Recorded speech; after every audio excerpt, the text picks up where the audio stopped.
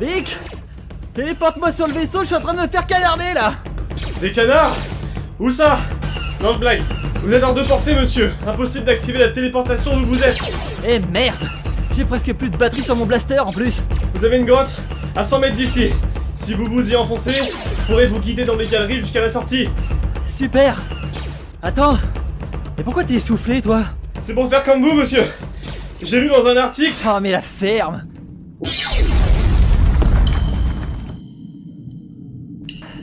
J'y suis. Je vais par où maintenant? Prenez la 3e voie sur votre gauche. Ok. Et sinon, monsieur, il est 18h passé. Peut-être pourriez-vous commencer votre émission pendant que je vous guide. Ouais, ça c'est une super idée. Balance le générique. Il a traversé toute la galaxie et affronté 1000 dangers, Mais bon Dieu, t'es qui, toi? traquant la moindre petite news afin de sauver notre monde d'une pénurie d'informations cinématographiques. Bienvenue dans un nouveau monde. Amoché, mais vivant, il est de retour cette semaine avec le meilleur de l'actualité cinéma. Ladies and gentlemen, un triomphe pour votre sauveur, Loïc Marie. Bonjour. Nous sommes tous particulièrement heureux de vous retrouver aujourd'hui. Incroyable. On commence quand? On vient de commencer.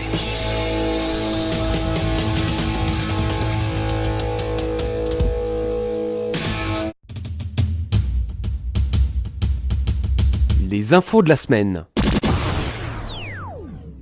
Alors, que contiennent les dossiers que vous venez de voler? Du lourd. Les créateurs de la série Game of Thrones, David Benioff et D.B. Weiss, vont réaliser une nouvelle trilogie Star Wars en parallèle des épisodes 10, 11 et 12 que mettra en scène Rian Johnson. Pour l'instant, aucun détail sur l'histoire n'a été dévoilé, mais on peut sûrement s'attendre à des morts violentes, à des scènes de sexe très explicites, voire même à des rapports incestueux. Quand la Terre va apprendre la nouvelle, ça va jaser. D'autant que leur réputation à tous les deux s'est effritée ces derniers temps, notamment auprès des fans et des critiques. Ensuite, qu'avons-nous là? David S. Goyer quitte la réalisation du film Master of Universe, adaptation de la série animée des années 80. Le scénariste de Batman Begins cède en effet sa place de metteur en scène, mais conservera le poste de producteur exécutif. Malgré ce départ, Sony semblerait ravi du scénario de Goyer et le studio chercherait désormais un nouveau réalisateur pour Master of the Universe. Pour l'instant, le film conserve sa date de sortie pour décembre 2019. Oh, ça par contre c'est intéressant. New Line Cinema pourrait adapter The Kitchen, une série de comics publiée chez DC Vertigo en 2014 et écrite par Holly Masters et Ming Doyle. L'histoire suit 3 femmes mariées dans les années 70 vivant à Hell's Kitchen qui doivent désormais s'assumer seules alors que leurs maris, agents du FBI, ont été envoyés en prison. Elles vont alors se découvrir des talents cachés pour mener des opérations criminelles. Selon Variety, Melissa McCarthy, que les plus intrépides d'entre vous ont vu dans Ghostbusters, et Tiffany Haddish sont en pourparlers avec le studio pour interpréter les rôles titres. Et s'il s'agit d'actrices comiques, The Kitchen devrait être un drame sérieux. Enfin, Andrea Berloff, scénariste sur le biopic Strays Outta Compton, pourrait prendre la réalisation du projet. La bande-annonce de la semaine. On a tous vécu des drames.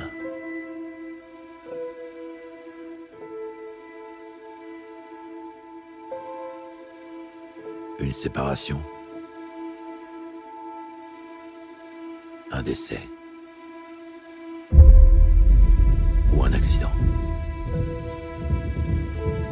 Quel que soit l'événement, ce que nous étions n'est plus ce que nous sommes.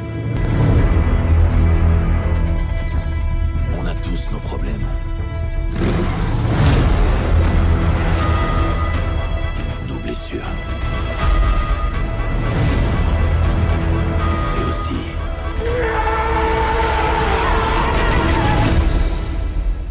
nos démons. Le premier spin-off de Spider-Man Homecoming, Venom, mettant en scène l'un des plus célèbres super-vilains de l'univers du tisseur, montre le bout de son nez. Course-poursuite, voiture accidentée, explosion, agent du gouvernement et entrepreneur privé pas très honnête, la bande-annonce de Venom ne dévoile cependant rien sur l'intrigue du film, ni même sur le rôle de certains acteurs comme Riz Ahmed. Aucun plan non plus sur Venom. Sachant que le tournage s'est achevé il y a seulement quelques jours, il est normal que peu d'images, à la fois du symbiote et de scènes d'action plus ambitieuses, n'aient été dévoilées. Se pose alors la question de l'utilité d'avoir une bande-annonce aussi rapidement. Pour rassurer? Pas sûr que le trailer ne les rassure et les premiers commentaires le prouvent. Cependant, Tom Hardy a l'air vraiment investi et pourrait donner une dimension plus dramatique et horrifique au personnage de Venom comparé à l'interprétation de Topher Grace, bien médiocre, dans Spider-Man 3 sorti en 2007. Venom sortira en salle le 10 octobre prochain. Mon Dieu, c'était quoi ce bruit? Rien, continuez d'avancer. Et prenez à gauche. Vic, cette grotte commence vraiment à me faire flipper. La sortie est proche? Pas vraiment. Bon, maintenant ça suffit. Qui est là? Vous ne devriez pas demander. Pourquoi? Courez! Quoi? Courez, je vous dis! Seigneur Marie-Joseph, un vactoricien. C'est pour ça que tu voulais rien me dire? Balancez la purée et courez!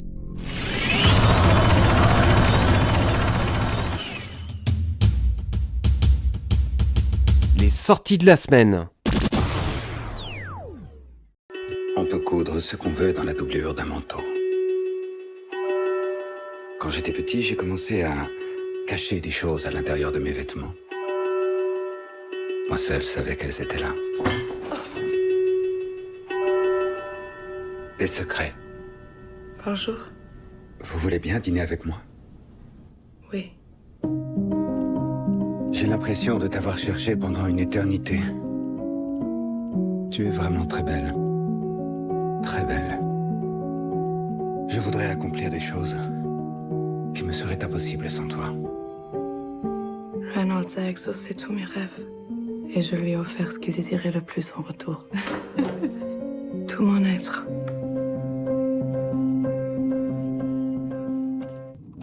Je laisse mets? Oui, vous pouvez enchaîner.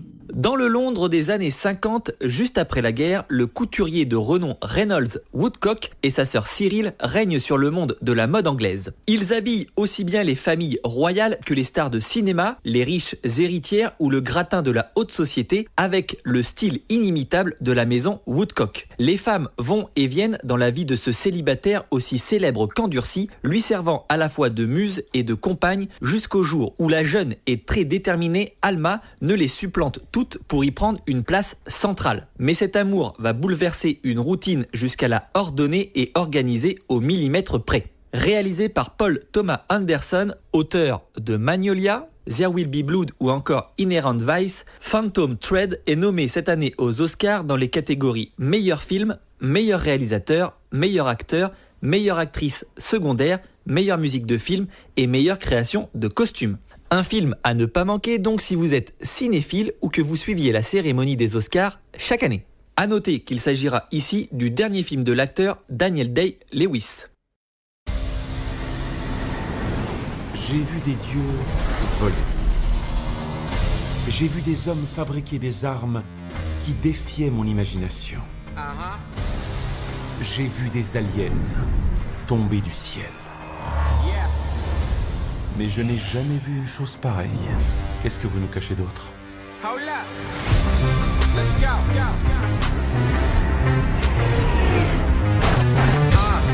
Enfin chez nous.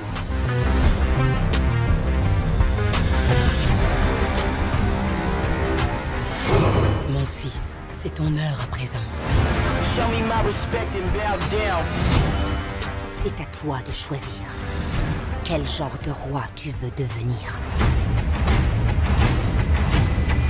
Marvel ouvre le bal des films de super-héros de 2018 avec leur nouvelle production Black Panther. Personnage introduit dans Captain America Civil War en 2016, T'Challa revient donc au Wakanda pour prendre sa place de roi alors que plusieurs menaces, dont des fractions de son propre pays, vont atteindre son royaume. Au casting, nous retrouverons Chadwick Boseman dans le rôle de T'Challa Black Panther, mais également Michael B. Jordan, Forest Whitaker, Lupita Nyong'o, Martin Freeman, Angela Bassett et Andy Serkis. Les autres films en salle. Monsieur, vous avez pensé quoi du 15h17 pour Paris de Clint Eastwood? Mauvais, très mauvais. Vous pourriez développer un peu plus pour vos auditeurs? Je suis un petit peu en train de me débattre avec un alien tout visqueux là. Vite, je crois vraiment que c'est le moment. Bon, je vais balancer la bande-annonce du film en attendant. Ça vous laisse le temps de vous en débarrasser. Ouais, vas-y. vous commencez à découvrir qui vous êtes, vous vous rendez compte que ça vous donne le plein contrôle de votre vie. Mais vous ne pouvez accomplir cela que par le combat de la vie. Et la plupart des gens évitent le combat. La plupart des gens vivent en évitant la douleur. Quand vous cherchez à réaliser un rêve, il arrive un moment où une transformation s'opère. Vous apprenez à bondir plus haut. Vous vous mettez au défi de creuser plus profond. Il y a en vous une chose que vous n'avez jamais activée et qui est en sommeil. Ne cherchez pas à prendre des raccourcis. Faites ce que vous savez être juste. Vous avez été choisi pour ce travail admirable. Je sais pas, t'as jamais eu l'impression que la vie te poussait vers un but? Quelque chose de plus grand? Crève, saloperie de merde! Oh putain, j'en ai partout, c'est dégueulasse! Votre critique, monsieur. J'y viens.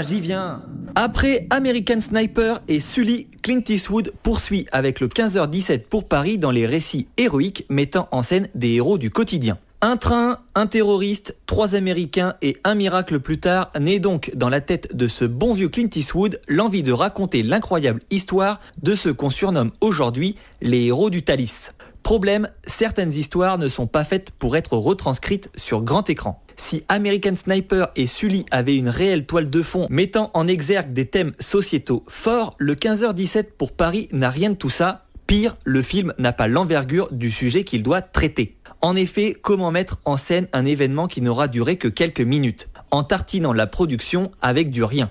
Durant plus d'1h30, le long métrage nous retrace la jeunesse, l'adolescence, les débuts dans l'armée et le tour de l'Europe entre potes de Spencer Stone, Alec Skarlatos et Anthony Sadler. Des séquences d'une utilité abyssale et surtout d'un ennui mortel. Saupoudré de patriotisme américain auquel on ne peut échapper, même si le film n'en dégouline pas autant que les médias le disent, le 15h17 pour Paris n'est qu'une succession de tranches de vie inintéressantes, alors que le film aurait pu s'étoffer en mettant en lumière d'autres points de vue, comme celui du terroriste ou des touristes.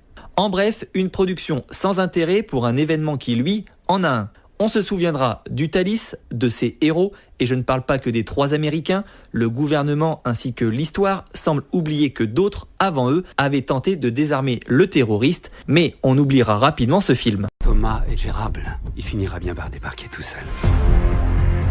C'est précisément ce qui m'inquiète. Ils vous ont capturé parce que vous êtes immunisé contre un fléau qui anéantit l'espèce humaine. Mais non!